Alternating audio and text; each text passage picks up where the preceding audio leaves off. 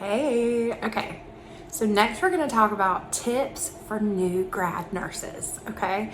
So one of the fun things I get to do for the hospital that I work at is I help teach a class on the transition from nursing student to actual nursing. And it's a hard transition, y'all. It's definitely different. The world of nursing does not look like Grey's Anatomy, okay? And so one of the things I talk about is resilience and how important it is to have a plan in place when you encounter a difficult situation, because guess what? You will, y'all. We encounter death, we encounter really hard family dynamics. You have to confront your own feelings about things. It's a lot. And so if you're not equipped to deal with these things, it's going to be a really rough first year for you. So I think having a system or a plan or something in place to help you is so important. Resilience is really just being able to persevere in the face of some sort of adversity, right? There's a lot of adversity. You've heard that nurses eat their young, and they can, right? You've heard that nurses are burnout.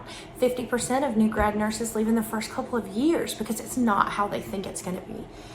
So one, I think as faculty, we really do need to set the expectations of reality. But two, we need to teach our students how to be resilient.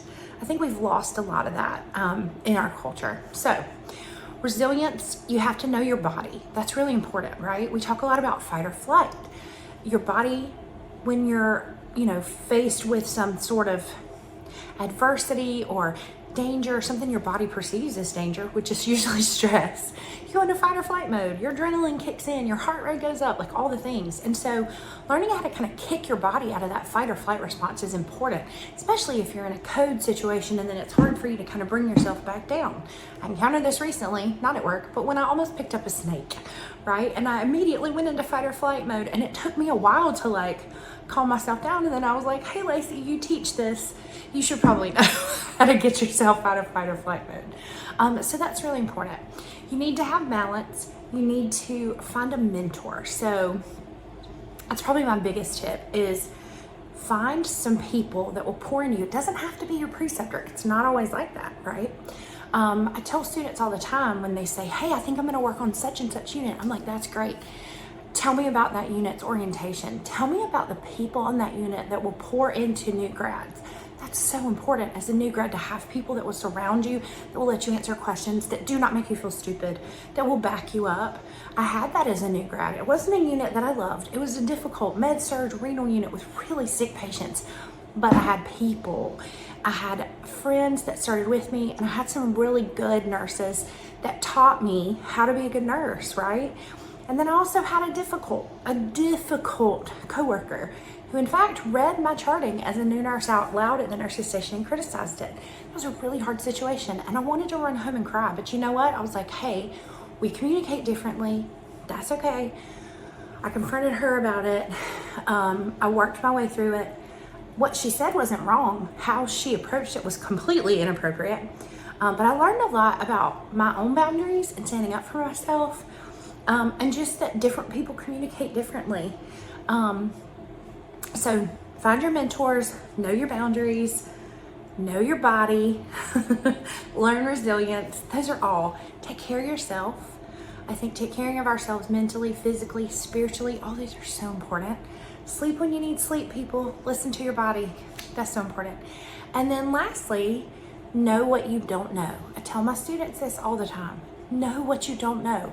If you're not sure how to draw blood from a central line, find out, y'all. There's policies somewhere. I guarantee you, okay? So don't be afraid to look something up if you don't know how to do it. The first time I ever had to put down an NG tube, I was a new grad, and I remembered the process, but each hospital has a different policy. So I went and I pulled the policy, and somebody was like, why are you looking at the policy? I was like, because I want to make sure I'm doing this right? Now we have YouTube. Oh my gosh, you can look up YouTube videos. We didn't have that when I was a new grad in 2003. Couldn't just pull up a YouTube video. I had policy on a piece of paper and a notebook at the nurse's station. But it doesn't matter. Go pull your policy. Know what you don't know. Always. Don't be afraid to ask questions, and don't do it if you don't know how to do it. Huge, so huge. My last thing is be encouraged. If you get in a situation where you're in a unit or you're working somewhere that you don't love, guess what? You don't have to stay there forever. If you have a contract, finish your contract. if it's a really toxic place, find a way to go. Honestly, you know, you can go work in so many places. Now, I don't recommend job hopping. That's not what I'm saying. But what I'm saying is, if you get in and you're discouraged and you're burnt out in the first year, y'all, you don't have to stay there forever. You've got a spot. Just find it. Find your niche. I'm a wound care nurse. Who ever thought that? Not me. But I love wound care. It's my niche for sure. Love wound care. Love older people. Love that I get to teach wound care in addition to, of course, my full-time nursing job, which is my favorite. My full-time professor job, which is my favorite. Find your niche. And it may not be, and it probably won't be where you start. So those are my tips. Have a good day and have some coffee.